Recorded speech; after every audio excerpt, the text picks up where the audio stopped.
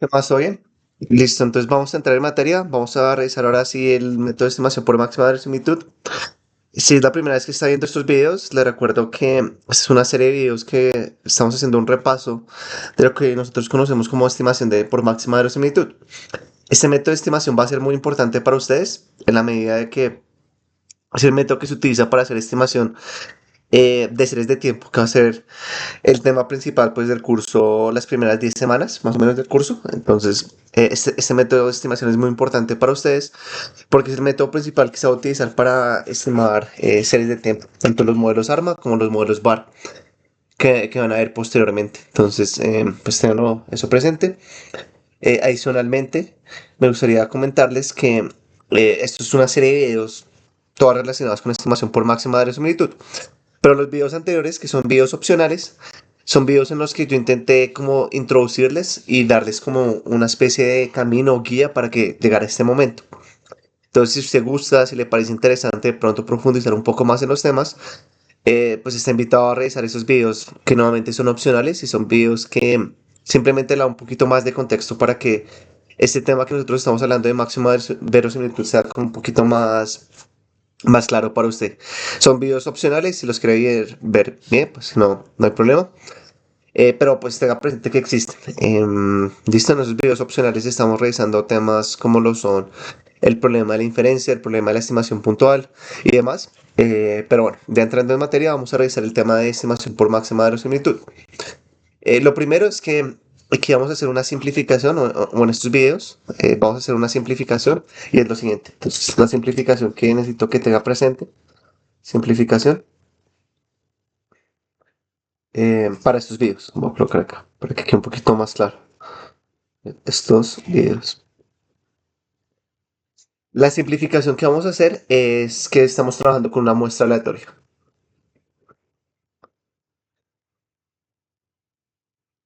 Bueno, este concepto de muestra aleatoria, como yo lo he reiterado a lo largo del tiempo, de estos videos y a lo largo de la clase taller, es un concepto esencial, es primordial que usted sepa que es una muestra aleatoria. Si usted no sabe qué es una muestra aleatoria, pues lo invito a que revise los libros de probabilidad o inferencia y al mismo tiempo pues asiste a la clase taller. Pero bueno, este concepto de muestra aleatoria es muy importante.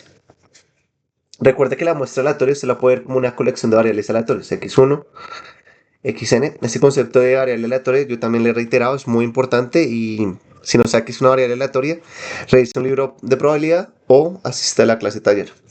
Y listo, entonces nosotros vamos a trabajar con una muestra aleatoria. Entonces recuerde que la muestra aleatoria se puede entender como una colección de variables aleatorias que distribuyen de manera I de D. Que para que lo tengamos presente, eso significa que son variables independientes e idénticamente distribuidas. ¿Entiendes?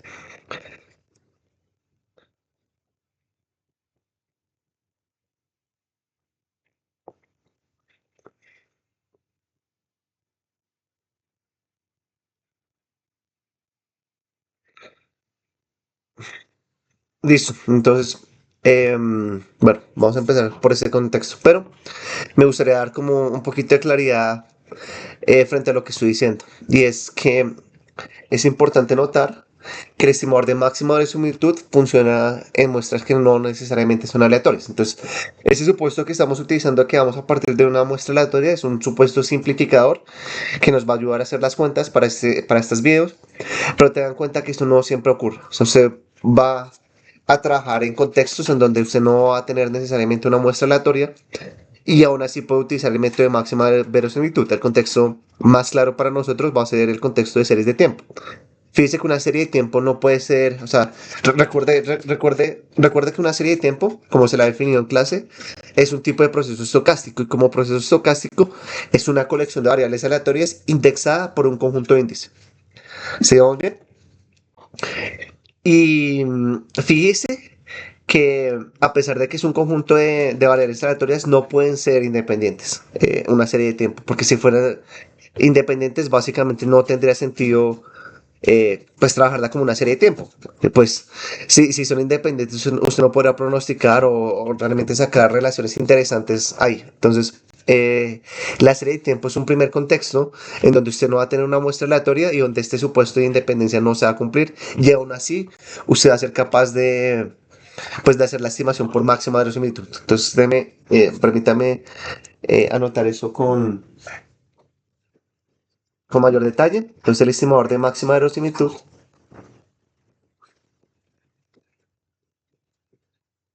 funciona en muestras que no son necesariamente aleatorias.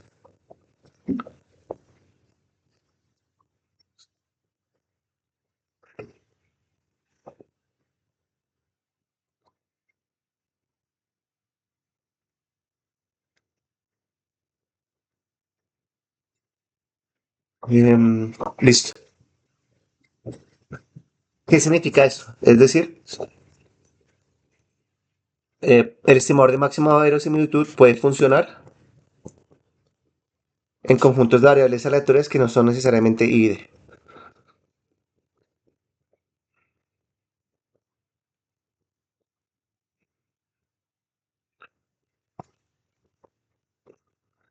No son necesariamente ID. Listo.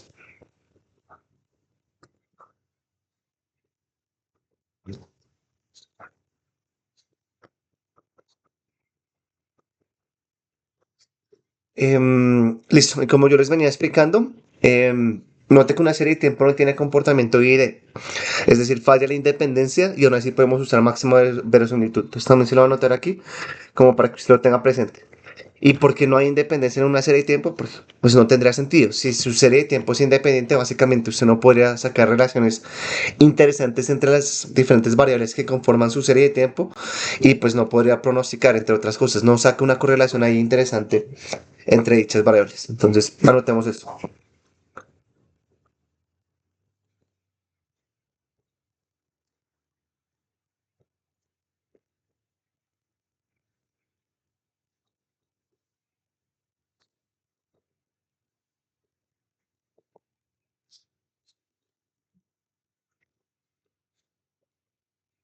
Si no, bueno, si comportamiento ID no ocurre es porque falla independencia en una serie de tiempo. Independencia. Pero, pero, a pesar de que no hay independencia,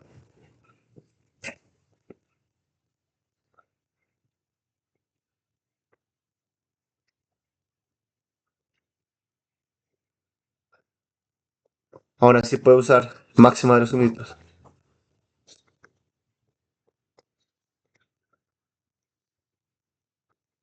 Listo, ahí vamos bien. Entonces, em, pues sí, como para entrar un poquito más en materia, yo tengo que definir una cantidad que es una función de densidad. Básicamente una función de densidad se nota así.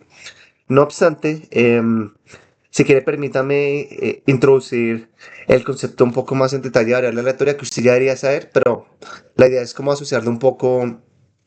em, Sí, o sea, la función de densidad siempre va a estar asociada a una variable aleatoria. Entonces, si yo le introduzco el concepto de variable aleatoria, tal vez es más sencillo que usted, digamos, conozca o eh, entienda mejor el concepto de función de densidad. Entonces, bueno, partamos de que estamos trabajando en una muestra aleatoria, que como ya le dije, usted debería saber que es una muestra aleatoria. Y en esta muestra aleatoria tenemos variables aleatorias que se comportan. Y recuerde que una muestra aleatoria es una colección de variables aleatorias. Siempre voy a repetir eso porque es muy importante que usted se le meta en la cabeza eso. Y bueno, le voy a dar un ejemplo. Cuando usted esté trabajando con una, digamos, con una muestra aleatoria, puede que sus variables aleatorias distribuyan de una manera normal. Entonces, cuando usted tiene una distribución normal, recuerde que usted le puede asociar pues dos parámetros, un parámetro de media y un parámetro de localización, sí, más bien un parámetro de localización que es la media y un parámetro de dispersión que es la varianza. ¿Listo? Entonces puede que que todas sus variables aleatorias, como son idénticamente distribuidas, estén distribuyéndose como una normal y al mismo tiempo son independientes. ¿En qué momento yo le puedo asociar a una, bueno, más bien, antes de introducir este concepto de una normal, recuerde que una función de densidad, bueno, primero estuvimos que es una, más bien, no, qué pena, nuevamente. Recordemos que es una variable aleatoria, como para que todos estemos en la misma página. Y ahora sí introduzco el concepto de una función de densidad. Es una variable aleatoria, recuerde que es una función. Es muy importante que usted lo tenga presente. Una variable aleatoria es una función que da del espacio muestral a los reales. Eso lo vimos en... Solo debería tener claridad ya de eso. Eso pues lo pueden encontrar en cualquier libro de probabilidad o pues, si quiero vaya a la clase taller. Mm, este concepto de variable aleatoria es central en probabilidad. De hecho, la fortaleza actual de la probabilidad como disciplina moderna se centra en que usted puede definir variables aleatorias sobre espacios sobre espacios de probabilidad y sobre espacios muestrales muy complejos y sobre experimentos aleatorios bastante complejos, pero usted ya las puede trabajar un poquito mejor porque sabe que al final cuando está trabajando con variables aleatorias, usted está trabajando en los reales. Recuerde que esto de acá lo denotamos nosotros como un espacio muestral.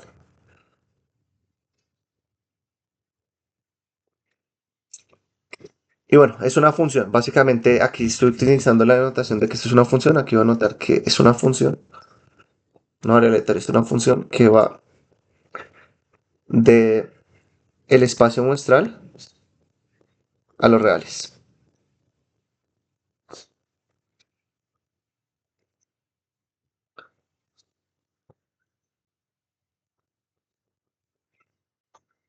Esa variable aleatoria también está asociada con algo que nosotros llamamos un espacio de probabilidad. Este concepto de espacio de probabilidad no es necesario que usted co- digamos que usted lo maneje a la perfección, simplemente es como un concepto un poquito más teórico, como para que usted tenga una noción de dónde se fundamentan las cosas y la noción de variable aleatoria, pero pues no es esencial que usted comprenda a profundidad este concepto de un espacio de probabilidad. Pero recuerde que un espacio de probabilidad es una terna que está conformada por tres cosas. Usted la conforma con un espacio muestral, por una sigma álgebra, que es un concepto que usted, pues que vimos en la clase taller y también está en los libros de probabilidad y también tiene una medida de probabilidad. Entonces recuerde que esto se conoce como un espacio de probabilidad y la variable aleatoria está asociada a ese espacio de probabilidad. Entonces ese espacio de probabilidad tiene pues tres conceptos ahí relacionados. Tiene un espacio muestral. Es una terna, como usted puede ver. Tiene una sigma álgebra, o si quiere, se la denoto así como para que sea un poquito más claro, sigma álgebra, y tiene una medida de probabilidad.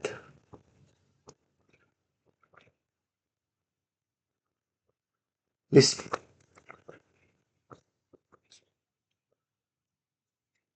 Entonces ya tenemos claridad de que es una variable aleatoria. Bueno, hicimos más bien un repaso de que es una variable aleatoria.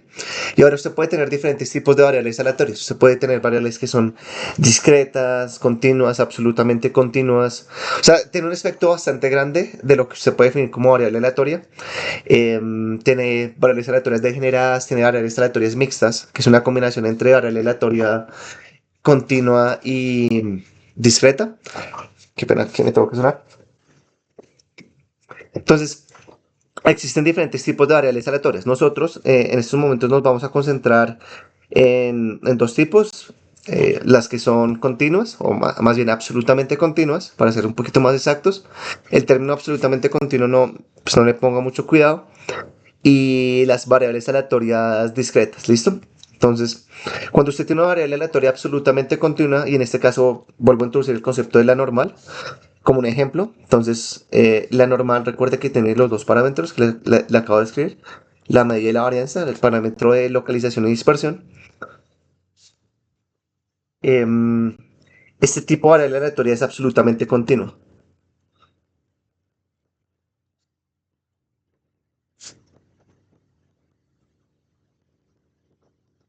Y cuando usted tiene una variable que es absolutamente continua, eso significa que usted le puede asignar una cantidad o algo, una función que se llama una función de densidad.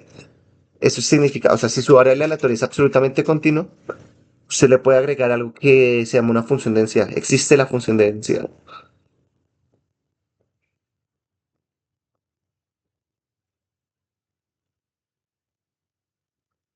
Que ya la vamos pues, a definir con un poquito más de detalle. Esta función de densidad es muy importante porque es digamos, el objeto matemático o el elemento sobre el cual vamos a definir todo el concepto de estimación por máxima de verosimilitud. Entonces, esta idea de función de densidad es muy, muy importante que usted la tenga presente, porque es un componente esencial para la estimación por máxima de verosimilitud. Entonces, em, aquí lo voy a colocar como una nota pequeña, como también para que lo tenga presente. Si quiere lo voy a colocar aquí arriba, nota, nota. Hay un símil y es, usted puede tener dos tipos de variables aleatorias principalmente a la hora de trabajar, digamos, a nivel práctico. Usted puede tener las que son absolutamente continuas o discretas. Si la variable es absolutamente continua, usted le puede agregar esa cantidad que le acabo de definir, que es la función de densidad. Y en cambio, si usted tiene una variable aleatoria que es discreta, usted le va a asignar una función de masa de probabilidad. Entonces, la de notar como, sí, P. Y bueno, le voy a colocar los nombres aquí para que los tengan presente. Función densidad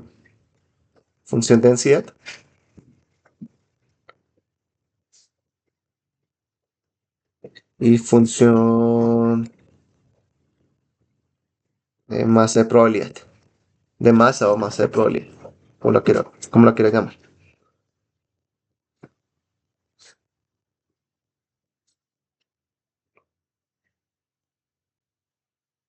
Listo. Entonces ya tenemos un poquito como más de claridad de estos conceptos y ahora nos va a introducir otro concepto que considero que es importante y es, bueno, vamos a definir exactamente qué es una función de densidad. Entonces, lo voy a anotar acá. Entonces, da una variable aleatoria.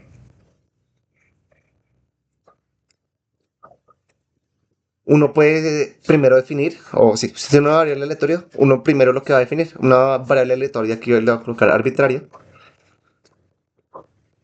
Uno puede introducir inicialmente un concepto que se llama una función de distribución acumulada. ¿Qué es esto? Es una función de distribución acumulada y ya lo va a definir más o menos, o lo va a explicar de dónde viene la definición, como para que me ponga un poquito de cuidado acá. Esta cantidad acá, eso es la función de distribución acumulada.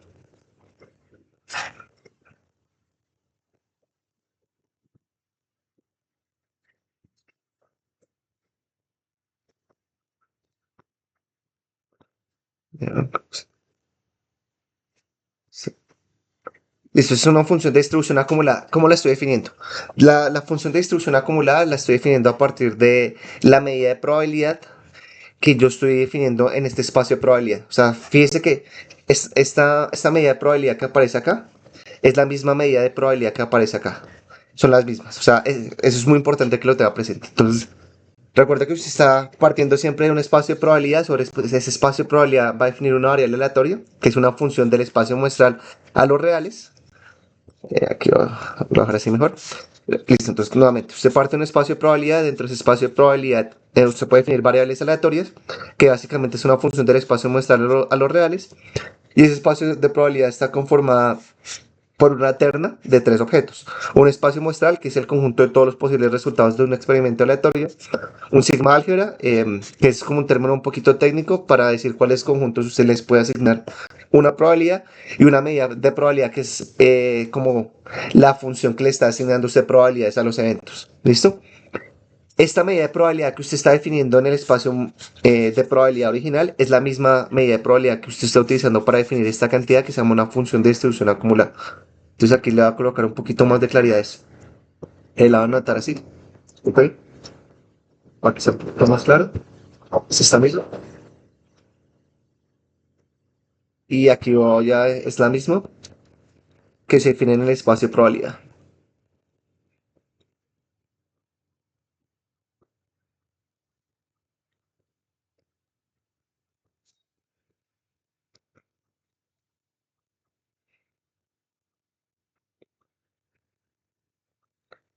Aquí básicamente lo que le está diciendo esta función de distribución acumulada es un poquito más técnico, entonces no va a entrar en todos los detalles para que no los confunda en el video.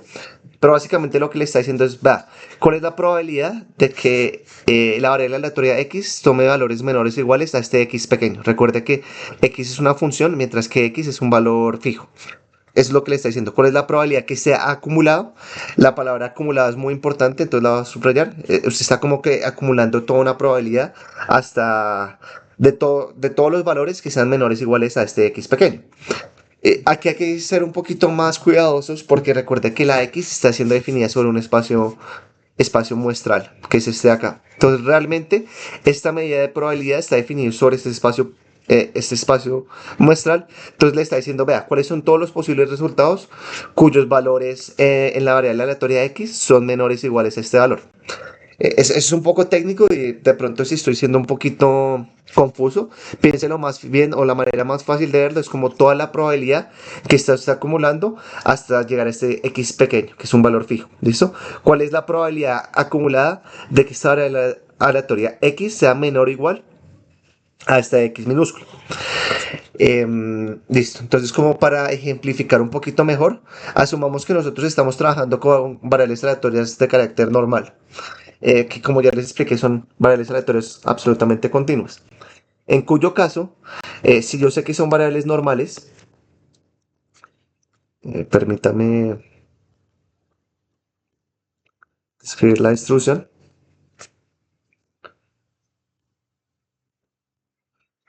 Yo sé lo siguiente, yo sé que le puedo asignar una función de densidad, entonces es lo que les quiero ilustrar en estos momentos.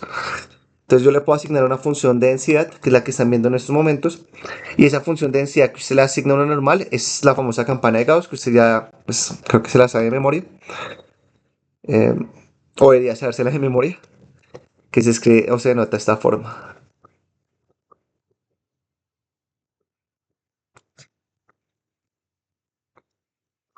Permítame también hacer un cambio acá pequeño, y voy a colocar los parámetros en rojo, como para que sea un poquito más claro.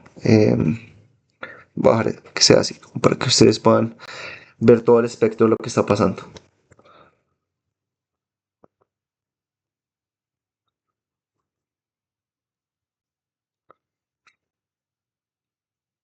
Listo. Esta es la famosa campana de Gauss. Y es la función de densidad que está asociada a una normal.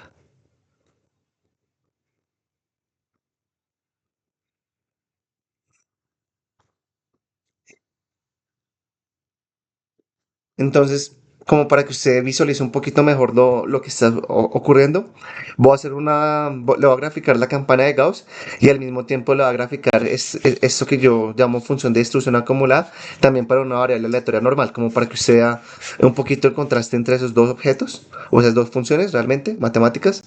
Entonces, veamos inicialmente vamos inicialmente la campana de Gauss, que más o menos se hace. Esta es la función de densidad que usted le puede asociar a... Espera que me queda un poquito fea.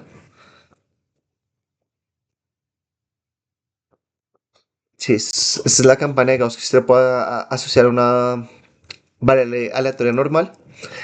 Y lo importante que usted tenga, pues, que tiene que tener en consideración es que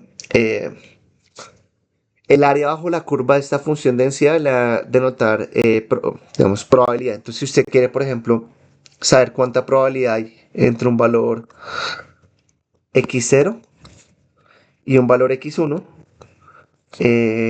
la probabilidad que, digamos, que la variable aleatoria tome valores entre x0 y x1, recuerde que es el área bajo la curva, que lo va a anotar en él.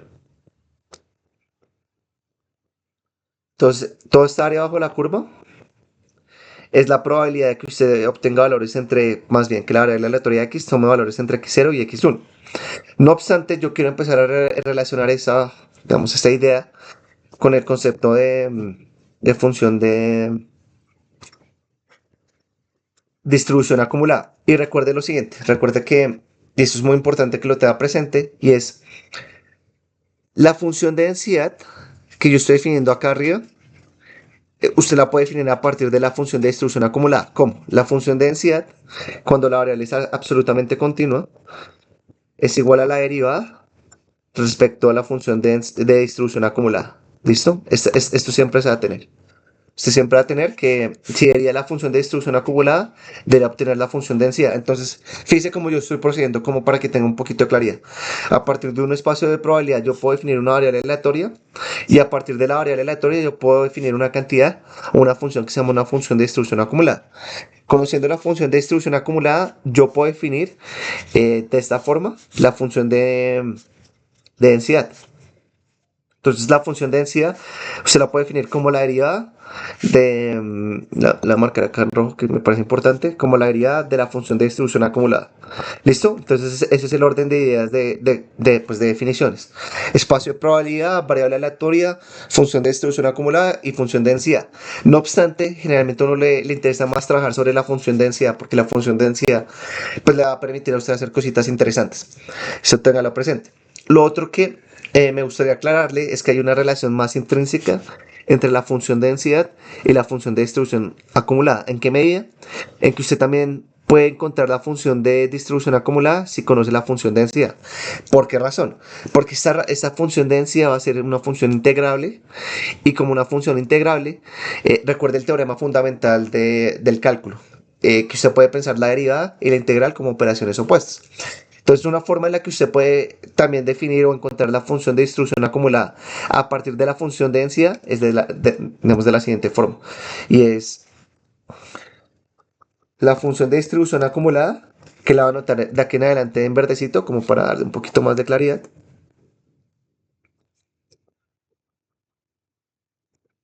Se la puede definir como una integral, sí, como una especie de integral indefinida, de esta forma.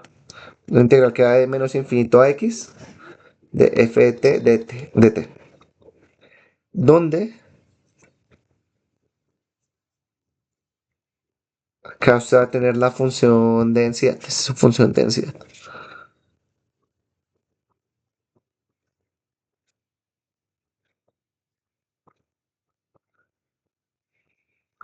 Recuerde que cuando yo estoy haciendo esta definición, lo que está variando es la x, ¿no? O sea, recuerde que esta es la variable. Bueno, esa es una forma en la que usted puede definir una función de manera a partir de una integral indefinida. Y esta es una función de distribución acumulada.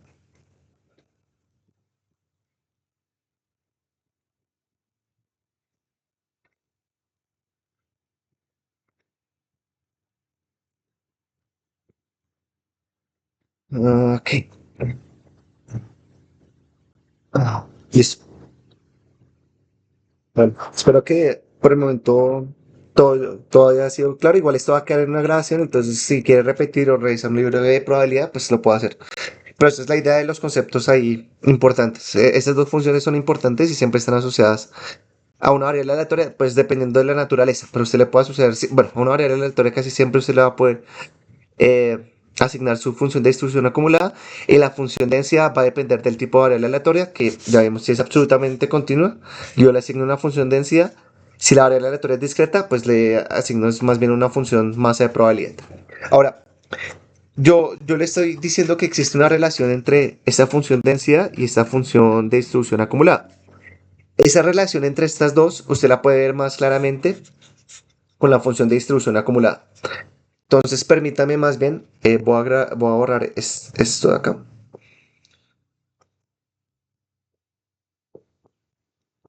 Y voy a anotar este punto de acá como X. O sea, este va a ser mi punto X. Entonces, ahora piense lo siguiente. Usted quiere saber cuánto es, más bien, usted quiere saber toda la probabilidad. Bueno, se lo va a ilustrar, usted se lo va a anotar con dos colorcitos. Primero con rojo y otro con... No, uno con negro y otro con rojo. Usted quiere conocer toda la probabilidad que ha sido acumulada hasta el punto X. O sea, usted quiere conocer toda esta área bajo la curva. Usted quiere conocer toda la probabilidad que existe hasta este X. Eso usted lo puede visualizar con la función de distribución acumulada. ¿De qué forma? La función de distribución acumulada es una función que va a tomar valores entre 0 y 1. Entonces esto es 0, esto es 1. Y la función de distribución acumulada se va a ver un poquito así.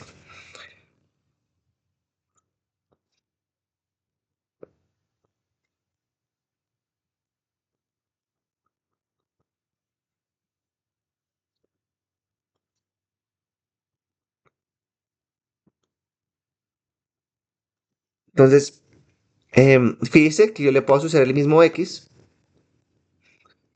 y este valorcito que aparece acá, perdón,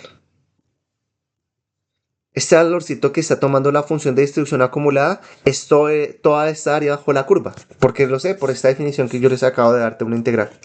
O si usted lo quiere entender más fácilmente, imagínese que usted está acumulando toda una probabilidad hasta x. Esta probabilidad que sea acumulada hasta x es este puntico negro que aparece acá. ¿Listo? Eso es lo que le está denotando más o menos la función de distribución acumulada y de ahí el nombre, como que le está acumulando probabilidad. ¿Listo? Esta es la f de x de x. Y para que sea un poquito más claro, imagínense que digamos, esta campana de Gauss, esta distribución normal, está centrada en 0. Entonces, mu es igual a 0. ¿Yo qué puedo establecer ahí? Yo sé que fíjese que esta es bueno, si me haya quedado bien dibujada, esta distribución es simétrica y es una función además par alrededor de 0. Es una distribución simétrica alrededor de 0. Como es una distribución simétrica, yo sé que la cantidad de probabilidad acumulada debajo de la curva es la misma a ambos lados del 0. Entonces yo sé que acá yo estoy acumulando 0.5, pues la mitad de toda la probabilidad que usted podría estar acumulando. Entonces, yo sé que mu igual a 0. El valor que debería tomar el valor que debería estar tomando esta función de distribución acumulada debería ser 0.5. Porque recuerde que la función de distribución acumulada me está mostrando toda la probabilidad que yo estoy acumulando hasta cierto punto. Entonces ese 0.5 que aparece acá, que es toda esta área bajo la curva, debería ser igual a 0.5 que aparece en esta función de distribución acumulada. Le voy a dar otro tip para las personas que estén manejando R. El comando asociado a esto en R se llama dnorm. ¿Listo? Este es el comando dnorm que me da como los valores de la función de distribución acumulada. Y si no estoy mal, si mal no recuerdo, el comando pnorm en R es el que me denota los valores de la función de distribución acumulada. Esto es en R. Por si quieres probar esto con un poquito más de detalle.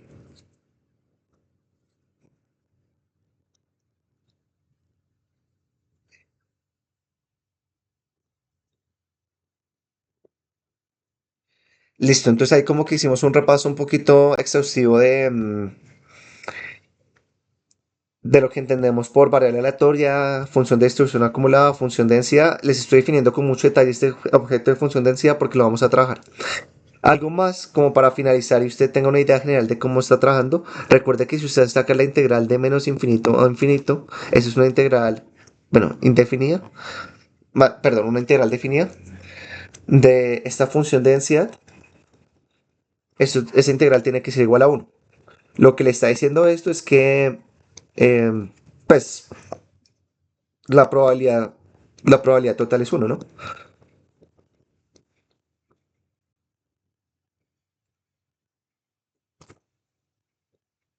La probabilidad más bien acumulada hasta el final es 1, que es algo que usted ya sabía pues, de las propiedades de probabilidad que vimos en clase.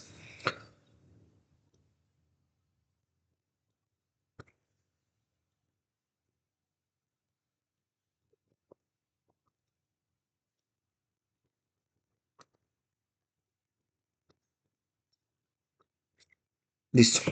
Entonces, pues, esto es como un repaso de algunos temas que usted debería saber, pero bueno, yo creo que con eso puede entender un par de ideas detrás de eso. Ahora, lo que vamos a trabajar es pues vamos a hacer como una especie de conexión de esta idea de función de densidad con el concepto de estimador de máxima de verosimilitud, que es lo que pues, nos compete en este video. Entonces recuerde que yo parto, o bueno, estamos haciendo la simplificación de que estamos partiendo de una muestra aleatoria. Es muy importante que usted tenga en cuenta que es una muestra aleatoria. Recuerde que lo estoy repitiendo una y otra vez en este video. Entonces recuerde que una muestra aleatoria es una colección de variables aleatorias que en particular tienen la característica que distribuyen de manera ID, independientes e idénticamente distribuidas. Lo importante es que como variables aleatorias, yo a cada una de ellas les puedo asociar algo que se conoce como una función de densidad. Entonces aquí les voy a empezar a asociar una función de densidad a cada una de ellas. Entonces fíjese que la función de densidad, más bien, la variable aleatoria x1 tiene una función de densidad asociada, la variable aleatoria x2 tiene una función de densidad asociada, la variable xn también tiene una función de densidad asociada. Mm, Permítame un segundo que va a conectar el computador, que no se me vaya a descargar. Listo, debería estar cargando. Listo, sigamos. Bueno, entonces ya sabemos que a cada una, por separado yo le puedo asignar a cada una de estas variables aleatorias una función de densidad, que es lo que estamos viendo acá. Entonces, x1 tiene una función de densidad asociada, x2 tiene una función de densidad asociada, xn también tiene una función de densidad asociada. A esas funciones de densidad que las estamos considerando de manera individual, solo la función de densidad asociada a xn o la función de densidad asociada a x2 de manera individual, las vamos a llamar función de densidad marginal. Porque usted no está analizando las variables aleatorias en conjunto, sino simplemente usted las está analizando por separado.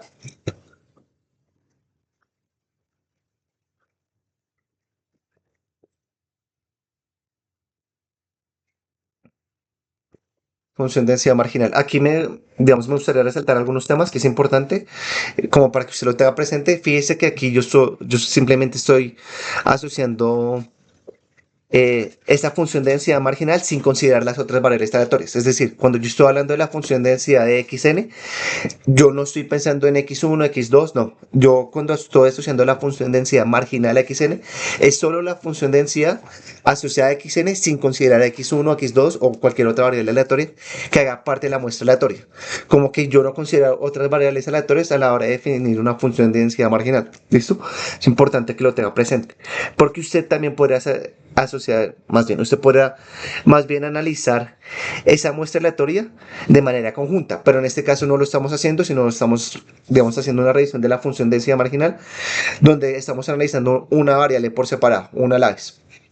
Entonces, como ya les planteé, está asociada a una sola variable aleatoria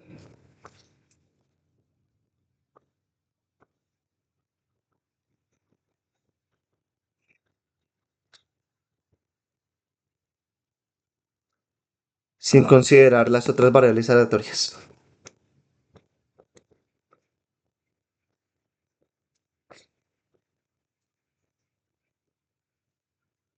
¿Listo? Nuevamente, es como hacer un análisis por separado. Analizo su comportamiento de manera individual.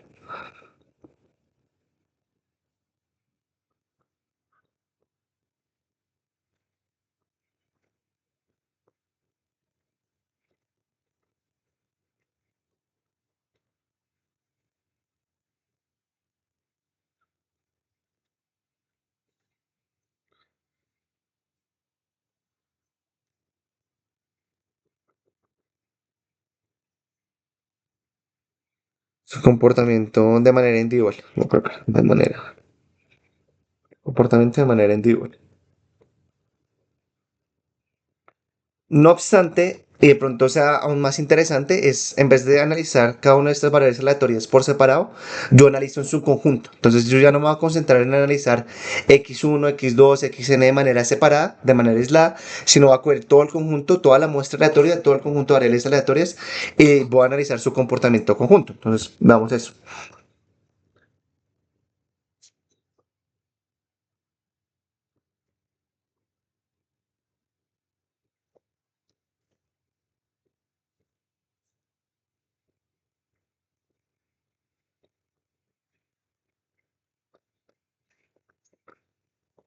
Entonces yo cuando analizo el comportamiento del conjunto de las variables aleatorias voy a coger la muestra aleatoria x1, x2, xn Y en vez de pensar en ellas como si fueran variables por separado, aisladas la una con la otra, yo lo que voy a hacer es las voy a coger y voy a analizarlas en su conjunto.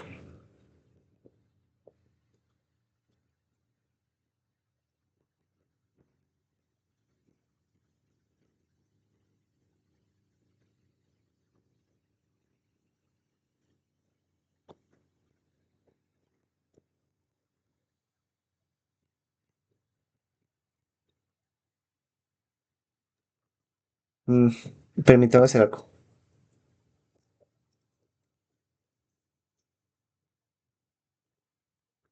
Pues,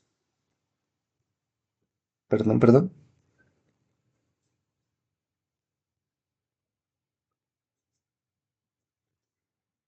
Eh, con- ya, sí, ahora sí. Analizo el comportamiento conjunto de las variables. Comportamiento.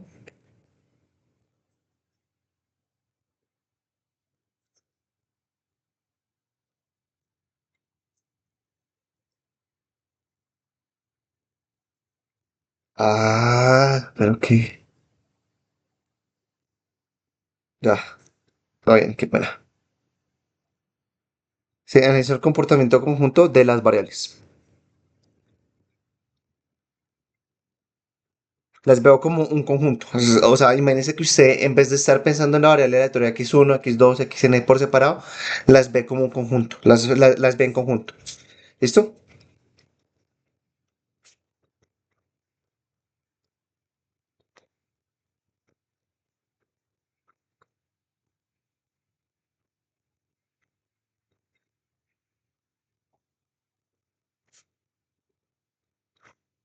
Las ve en conjunto las variables aleatorias. Listo.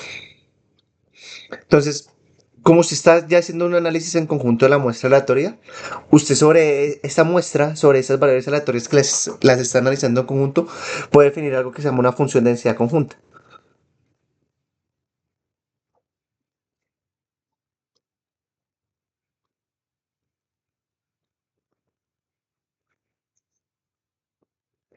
Y esto que yo le acabo de escribir, esa función de densidad conjunta, es un concepto fundamental, central. Si lo quiere ver, la columna vertebral del método de estimación por máxima verosimilitud. Si usted comprende, conoce, entiende qué es ese concepto de función de densidad conjunta, usted conoce y podrá emplear el método de máxima verosimilitud. ¿Listo? Entonces, esto que le estoy definiendo acá, este concepto de función de densidad conjunta es la columna vertebral, es lo que hace especial el método pues, de máxima verosimilitud. La columna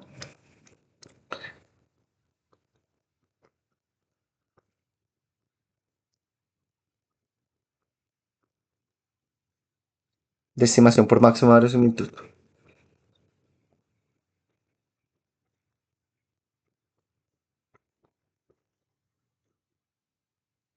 Listo, entonces nosotros cómo definimos una función de densidad conjunta. Esa función de densidad conjunta usted la puede ver como una función multivariada o una función vectorial. El término un poquito más preciso es una función vectorial de las variables aleatorias x1, xn. A usted le interesa esta cantidad en particular, esta función de densidad conjunta por una razón, y es que esta función de densidad conjunta le resume el comportamiento probabilístico en conjunto de sus variables aleatorias. Es decir, usted puede tener las funciones de distribución marginales que les estoy definiendo acá arriba. Usted puede tener una función de distribución, perdón, una función de densidad marginal x1, una función de densidad marginal x2, una función de densidad marginal xn. Pero si usted tiene las funciones de densidad marginales, puede que no sea suficiente para describir el comportamiento conjunto global de la muestra. Porque como son análisis por separado, puede que exista alguna correlación, algún tipo de vínculo, algún tipo de relación, ya sea lineal o no lineal, entre la variable x2 y xn, que si usted las estudia por separado, usted no lo está considerando en su análisis. Mientras que cuando usted tiene una función de densidad conjunta, usted lo que le está permitiendo es analizar en su conjunto todo el comportamiento de la muestra, al menos su comportamiento probabilístico o estadístico. Fíjese que eso es muchísimo más rico que tener la función de densidad marginal. O para explicarlo en otras palabras, tal vez si usted puede tal vez conocer la función de densidad marginal, pero puede que eso no sea suficiente para describir el comportamiento de la función. de la función de densidad conjunta. Puede que usted sepa cómo se comporta x1, x2, xn de manera individual, pero puede que eso no sea suficiente para describir el comportamiento general de la muestra, mientras que una función de densidad conjunta sí le permite a usted hacer una descripción general de la muestra. Esto es mucho más potente. Una función de densidad conjunta como que tiene mucha más información que tener las n funciones de densidad marginal en general. ¿Listo? De hecho, bueno, escribamos eso que le acabo de decir. Resume el comportamiento probabilístico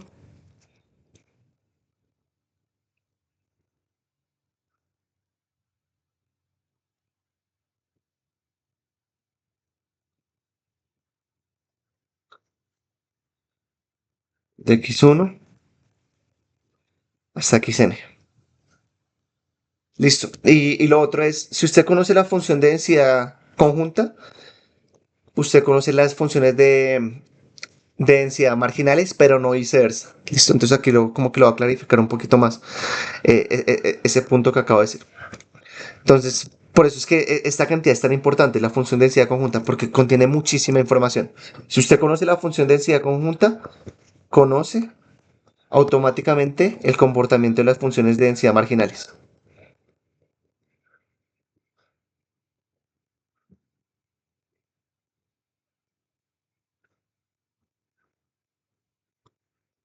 ¿Listo? Entonces, por eso es que es tan importante esta cantidad, el recíproco no es cierto. ¿Listo? Si yo me quiero devolver, entonces voy a colocar acá, no siempre es cierto, no siempre se da. Puede ser que yo pueda conocer la distribución o la función de densidad de manera individual o marginal de x1, x2, xn, pero eso tal vez no sea suficiente para describir toda la función de densidad conjunta. Pero este lado sí siempre va a ser cierto. O sea, si usted conoce la función de densidad conjunta, usted va a conocer las marginales. Eso siempre va a ser cierto. Y acá va a colocar funciones de densidad marginal.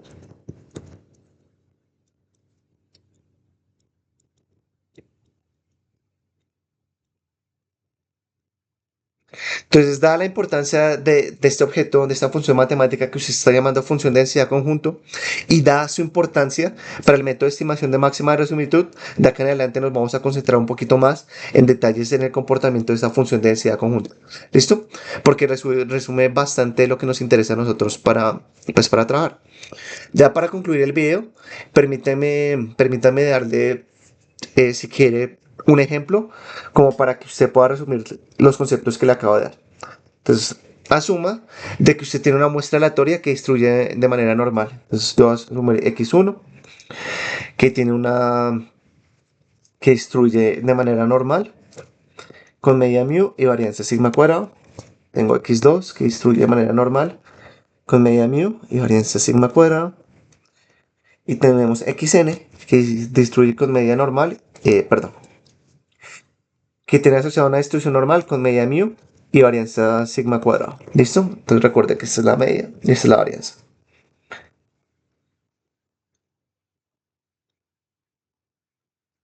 Yo a partir de que tenemos una muestra aleatoria, ¿listo?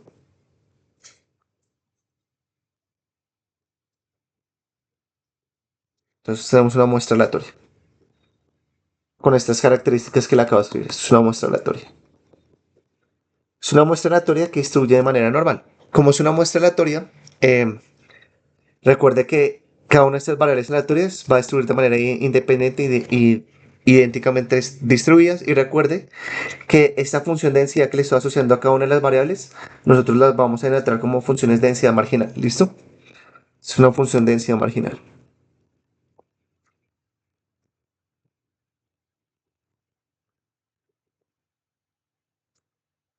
Función de densidad marginal.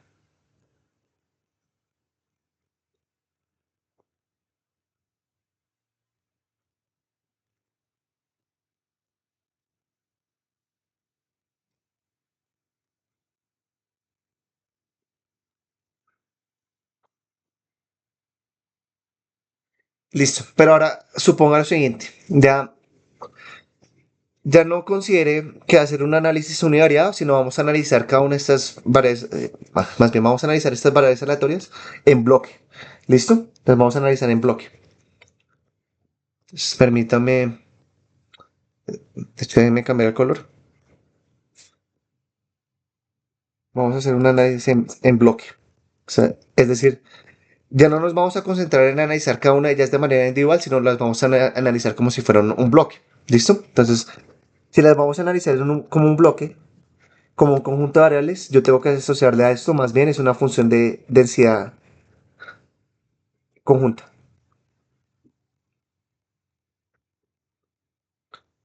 ¿Qué es lo que usted ve acá? Em, Permítame hacer un cambio también aquí pequeño, como para que sea un poquito más claro.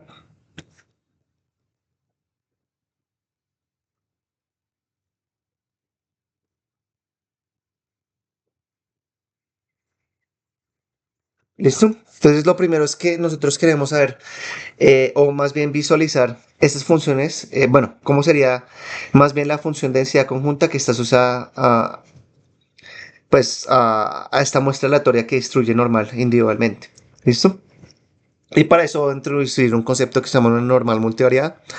No le ponga tanto de cuidado si hay algunos conceptos que usted no entiende de que la voy a introducir, no hay problema. Entonces la voy a introducir una normal multivariada, pero antes de hacer la introducción, algo que le quiero decir es, usted puede asociar, o más bien usted puede pensar eh, que cada una de estas variables aleatorias x1, x2, xn pueden ser componentes de un vectorcito. ¿Listo? Entonces usted puede definir un vector donde cada una de las componentes son variables aleatorias. X2.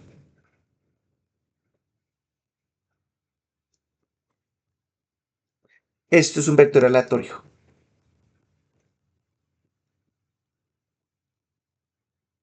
¿Y por qué es un vector aleatorio? Fíjese que cada una de las componentes de la variable aleatoria, perdón, cada una de las componentes del vector aleatorio es una variable aleatoria. Esto es una variable aleatoria, esto es una variable aleatoria, xn es una variable aleatoria. ¿Listo? Y por eso es que esto es un vector aleatorio, porque cada uno de los componentes de, del vector aleatorio van a ser variables aleatorias. Al mismo tiempo, usted al vector aleatorio, al igual que era capaz de definirle un valor esperado y una varianza a las variables aleatorias, usted también le puede definir a un vector aleatorio los conceptos de valor esperado y varianza. Entonces, si yo cojo ese vectorcito, que es un vector aleatorio, yo puedo encontrar un asociado a un valor esperado, que sería básicamente calcular un valor esperado a cada una de las componentes del vectorcito. Entonces, yo hago eso.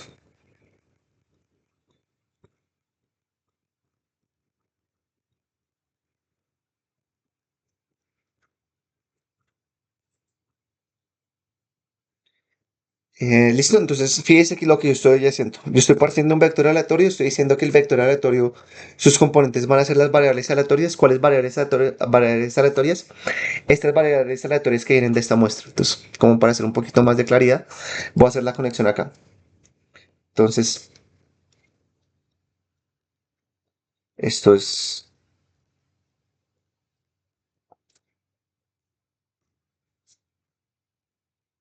mi vector aleatorio. Básicamente es coger la componente x1, x2, xn que hacen parte de mi muestra aleatoria y las junto en un vectorcito.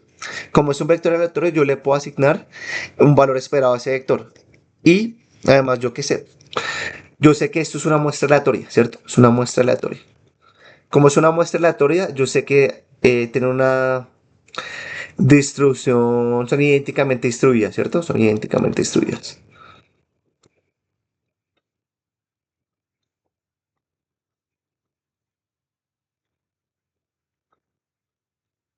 Por ende, si yo sé que la media de cada una de ellas es mu, yo sé que este valor esperado de x1, x2, xn va a ser mu, que es lo que yo obtengo acá. Esto es mu, esto es mu, esto es mu. ¿Listo?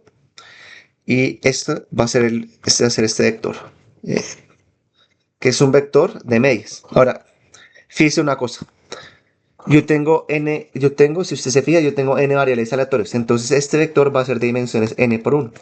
Y este valor esperado que estoy definiendo acá también va a ser n por 1. Este vector es n por 1. Y por ende, este vector de medias mu también va a ser un vector n por 1. ¿Listo? Pero yo también le puedo asignar algo que se llama una matriz de varianzas y covarianzas a ese vectorcito. Entonces fíjese que yo puedo coger este vector y le asigno una variable, pues más bien una varianza. La definición de esa varianza es tal cual la misma que usted le define cuando define la varianza, por ejemplo, o la covarianza más bien entre los variables aleatorios o la varianza. Es como una generalización del concepto de varianza que usted le asigna a una variable aleatoria, pero en este contexto a muchas. Entonces la definición de la matriz de varianzas y covarianzas, o la matriz de covarianzas, si lo quiere ver, de ese vectorcito va a ser esto. O más bien así.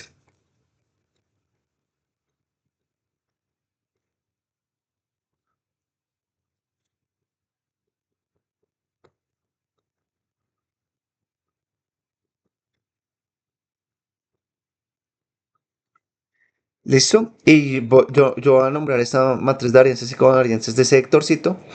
em, la de notar sigma, ¿listo? Sigma mayúscula. Entonces, fíjese, lo primero que tiene que entender es que esto es una matriz. Esto es una matriz.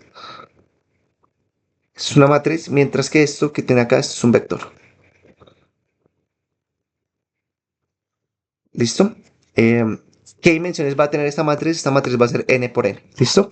Que son el número de variables aleatorios que usted tiene en su muestra. Usted tiene una muestra aleatoria de tamaño n. Entonces, fíjese que yo estoy aplicando la varianza a un vector aleatorio y obtuve una matriz que se define de esta forma. ¿Vale?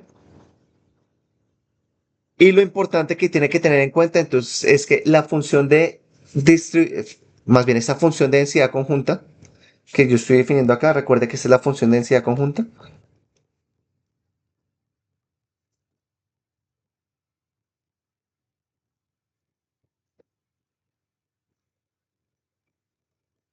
Esta función de densidad conjunta va a estar asociada a un vector aleatorio. Entonces, aquí voy a colocar asociada. Entonces, yo puedo tener una función de densidad conjunta va a ser mi objeto de estudio, sobre todo cuando vaya a hacer estimación por máxima verosimilitud.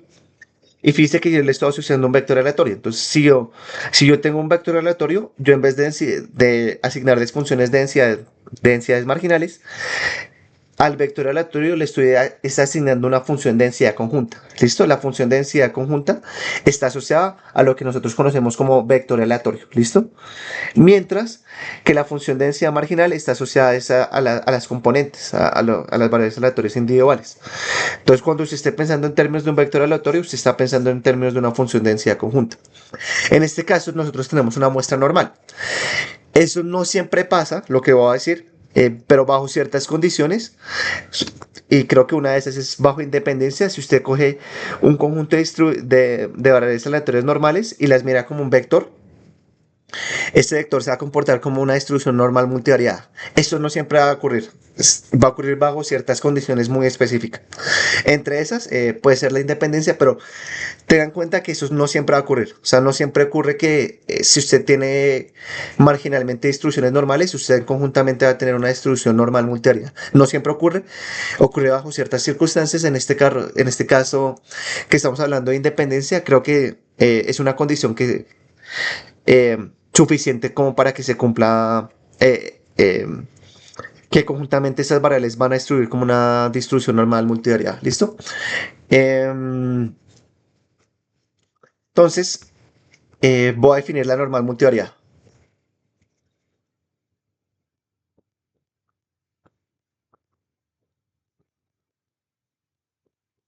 O más bien, eh, para que sea un poquito más entendible lo que voy a escribir acá, es este vector aleatorio X va a tener asociada una distribución conjunta, ¿listo? Que va a ser una distribución normal multivariada. Sí, sí.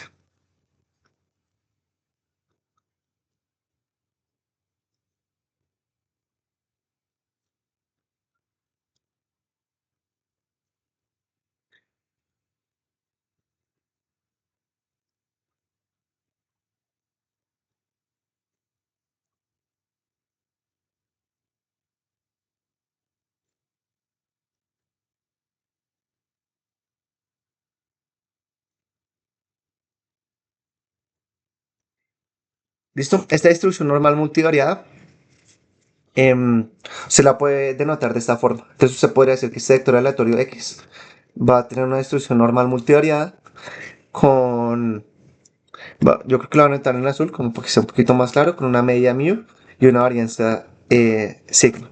Entonces son como los dos parámetros importantes asociados a esta normal multivariada. Y usted lo que quiere, recuerda que la media, yo ya se la definí acá. Entonces permítame que la cambiar el color, para que sea un poquito más claro. Esta es la media mu que estoy hablando y esta es la varianza o la matriz de varianza y covarianza. ¿Listo?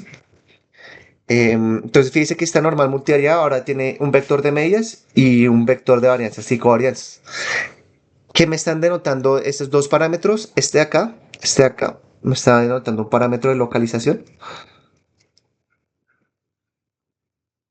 mientras que este parámetro de acá, además de denotarme un parámetro de localización, me está denotando algo que se llama, pues es un parámetro como, perdón, este de acá, la mu es un parámetro de localización, mientras que el segundo se lo puede ver como un parámetro de dispersión de datos o también de correlación entre las variables aleatorias que conforman el vector aleatorio. O correlación.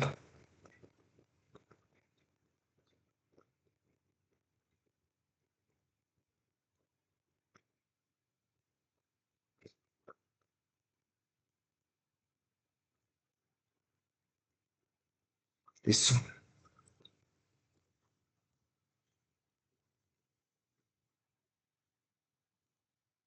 Perfecto. Lo único que nos falta es describir funcionalmente cómo se da esta función de densidad conjunta. Recuerde que esto es la función de densidad conjunta asociada a X. Es una función de densidad conjunta en particular.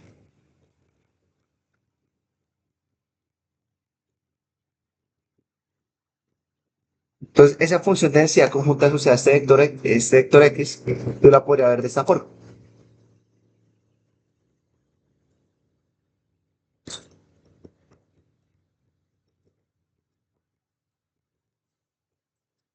Si mal no recuerdo, se escribe de esta forma.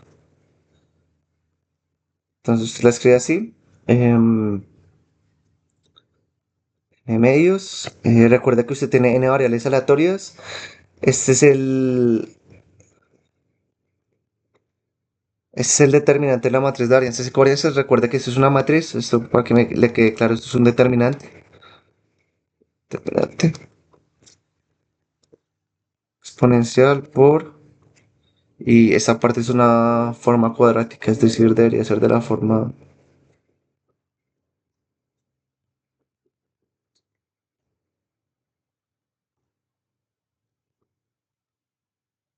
Perdón, debe verse así.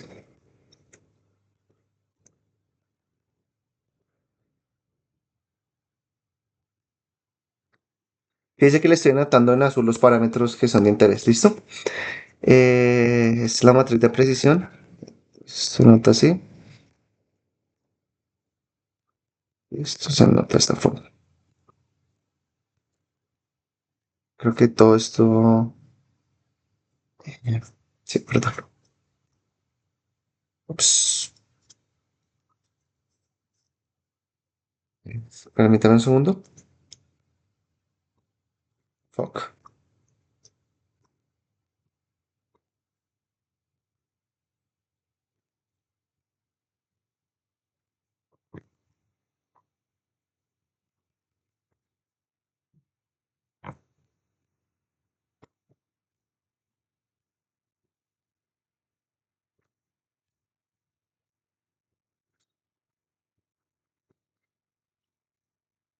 Listo, perfecto. Entonces, esa es la función de distribución acumulada. em,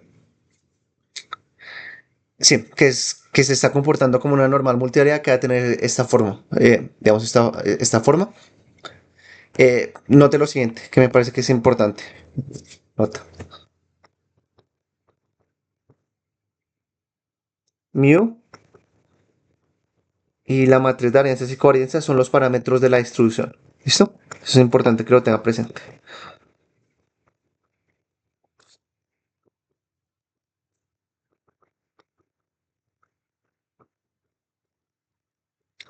Son los parámetros de la distribución. Lo otro que también me parece que es importante que usted tenga presente es que esto es una fórmula, Eso es una forma cuadrática. No entrar en detalle, ¿qué es eso? Cuadrática. Pero sepa qué es eso. O sea, sepa que detrás de esto es una forma cuadrática. ¿Por qué le estoy diciendo esto? Básicamente porque, bueno, de hecho ahorita le voy a explicar otra cosita pequeña. Es importante que usted sepa de dónde vienen las cosas. Yo siento en que en la medida que usted tenga como mayor claridad matemática de dónde vienen las cosas, de dónde vienen los objetos matemáticos, es más fácil que usted pueda tener un entendimiento profundo de las cosas. ¿Listo?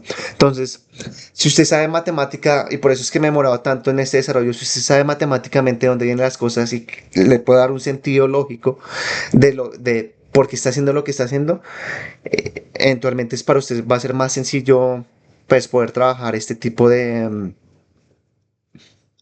pues de nociones conceptuales y teóricas, ¿listo? Entonces, detrás de esto aquí hay una forma cuadrática, si quiere aprender un poquito dónde puede encontrar esta noción de forma cuadrática, eso lo puede encontrar en un libro de álgebra lineal, por ejemplo, un libro de álgebra lineal.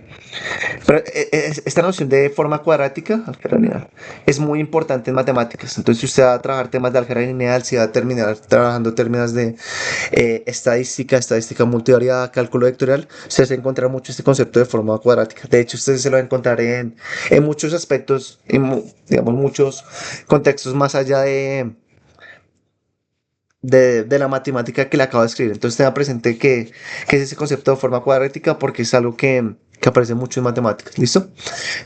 Y, y bueno, entonces ya fíjese lo que acabamos de hacer, como para que podamos resumir sí, lo que acabamos de hacer. Entonces, básicamente bueno, la idea es introducir el concepto de estimación por máxima de verosimilitud, decide hacer como un repaso del concepto de muestra aleatoria, variable aleatoria. Dentro de una variable aleatoria usted le puede asociar lo que se conoce como una función de densidad y una función de distribución acumulada, que es digamos, estas dos nociones que les describí acá. Luego les definí lo que se entiende como una función de densidad marginal y una función de densidad conjunta. Recuerde que la función de densidad conjunta siempre está asociada a un vector aleatorio. Entonces el vector aleatorio, véalo como un vector donde cada una de sus componentes son variables aleatorias. Como vector aleatorio usted le puede asociar una media, le puede asociar una varianza. Y finalmente estamos viendo un ejemplo muy concreto. Entonces estamos partiendo de una muestra aleatoria, que es esta muestra que usted está viendo acá. Esta muestra aleatoria marginalmente se está distribuyendo como una normal, con una media y una varianza. Y como muestra aleatoria, estas variables x1, x2, xn son variables independientes e idénticamente distribuidas. No obstante, usted quiere analizar esas variables como un bloque.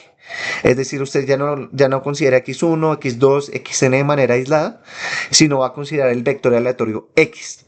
Y sobre ese vector aleatorio x usted puede asociarle una función de densidad conjunta, que es lo que estamos viendo acá, que en el ejemplo particular que estamos estudiando va a ser una distribución normal multivariada, que va a tener dos parámetros asociados, un parámetro de dispersión o correlación, que es esa matriz sigma, y un parámetro de localización, que es ese vector mu.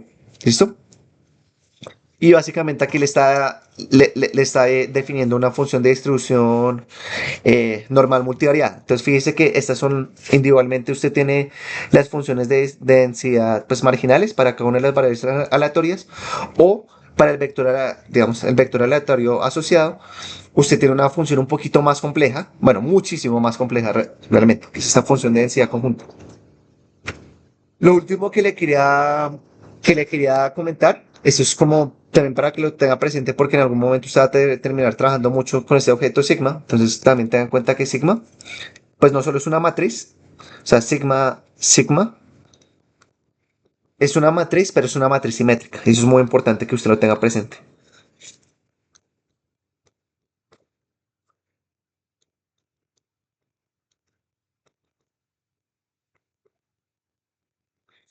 Este concepto de simétrico es muy importante. Entonces, no solo es importante que sigma sea una matriz, sino además es una matriz simétrica.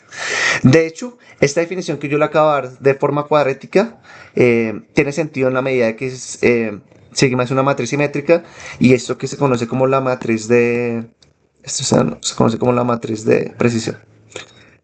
Pues también esta matriz de precisión, de hecho, precisión, no solo es la inversa de sigma, sino también es una matriz simétrica. Ambas son matrices simétricas. O sea, sigma está acá. También esa matriz de precisión también es una matriz simétrica y como tal, las matrices simétricas usted les puede asociar a una forma cuadrática. Eso es algo como muy matemático, pero sí es importante que usted tenga en cuenta que esto es una matriz simétrica porque eso le define propiedades. Aquí lo voy a escribir. Le define propiedades deseables sobre signo. Define propiedades deseables sobre signo.